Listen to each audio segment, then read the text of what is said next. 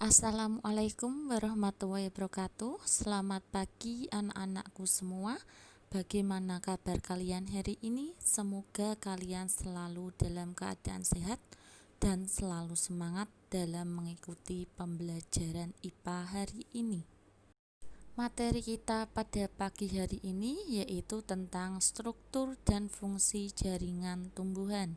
Tujuan pembelajaran kita hari ini yaitu agar kita mengetahui struktur penyusun tubuh tumbuhan dan mengetahui pemanfaatan struktur itu untuk pemanfaatan teknologi. Seperti yang sudah kita pelajari waktu kelas 7, yang disebut dengan tumbuhan itu digolongkan menjadi dua, yaitu tumbuhan berpembuluh dan tumbuhan tidak berpembuluh.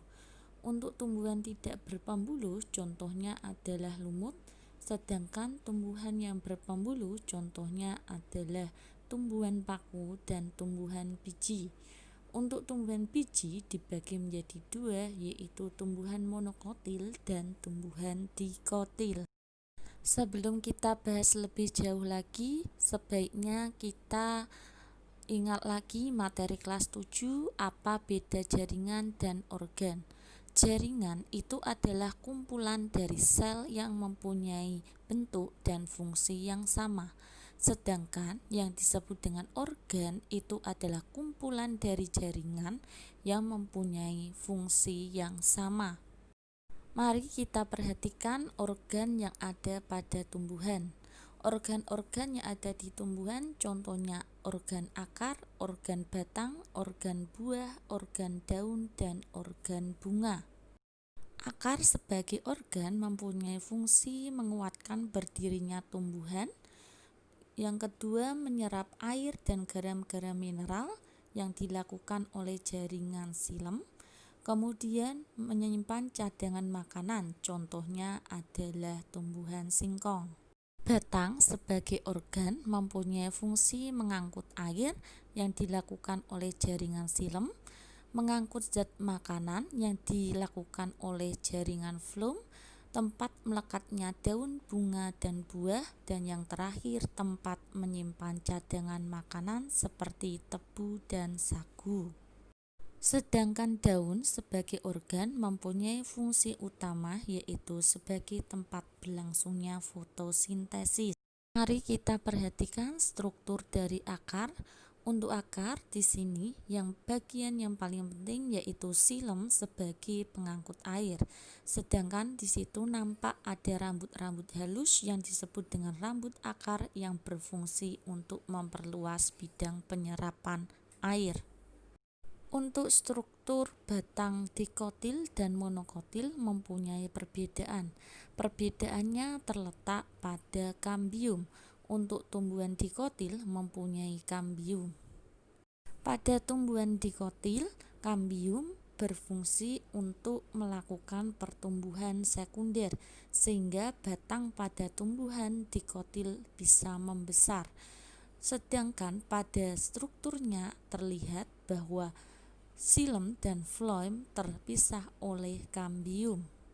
Pada tumbuhan dikotil nampak floem berada di luar kambium, sedangkan xilem nampak berada di dalam sebelah dalam kambium.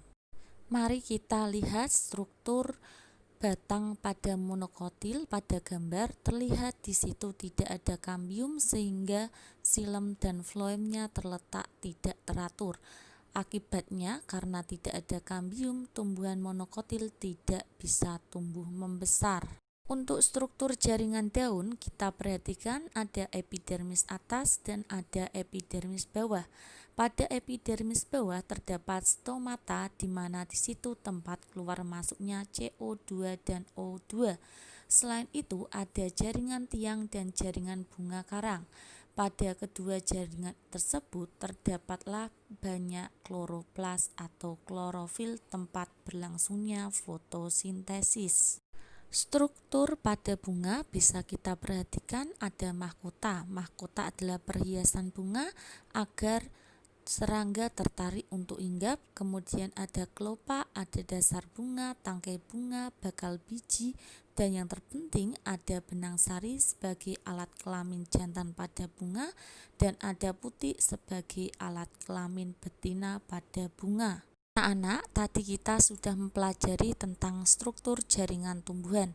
Mari kita lanjutkan, yaitu penggunaan atau peniruan ilmuwan untuk pemanfaatan teknologi, yaitu dengan meniru struktur jaringan tumbuhan. Salah satunya yaitu panel surya. Panel surya bekerja dengan cara ketika cahaya matahari menabrak permukaan panel surya, menyebabkan elektron pada panel surya bergerak melalui suatu konduktor dan menjadi arus listrik. Anak-anak, panel surya tentunya sudah tidak asing lagi kalian temui. Contohnya di Pati, ketika kalian jalan-jalan di Simpang 5 sudah ada panel surya. Kalian lihat pada foto, itu adalah contoh panel surya yang sudah ada di Pati. Sampai di sini dulu anak-anak materi kita pada hari ini. Selamat belajar dan tetap semangat. Wassalamualaikum warahmatullahi wabarakatuh.